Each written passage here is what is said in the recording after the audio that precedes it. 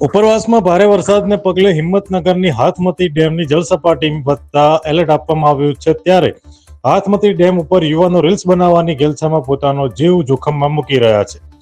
તંત્રએ 16 થી વધુ નીચાણવાળા ગામોને એલર્ટ આપ્યો હોવા છતાં અહીંના સ્થાનિક લોકો અને માછીમારો હાથમતી નદીમાં ડેમની ઉપર ચડી રીલ્સ બનાવી પોતાનો જીવ જોખમમાં મૂકી રહ્યા છે। અહીંયા સ્થાનિક લોકોના જણાવ્યા અનુસાર કોઈ તંત્ર કે પોલીસ દ્વારા ચુસ્ત બંદોબસ્ત ગોઠવવામાં નથી આવ્યો અને અહીં જો પોલીસ બંદોબસ્ત ગોઠવવામાં આવ્યો હોત તો યુવાનો રીલ્સ બનાવતા નજરે ના પડ્યા હોત। તો શું તંત્ર કોઈનો જીવ જાય તેની રાહ જોઈ રહ્યું છે? હવે એ જોવું રહ્યું કે અહેવાલ બાદ સફાળું તંત્ર જાગે છે કે કેમ। અહેવાલ દિગ્વિજયસિંહ રાઠોડ, સાબરકાંઠા।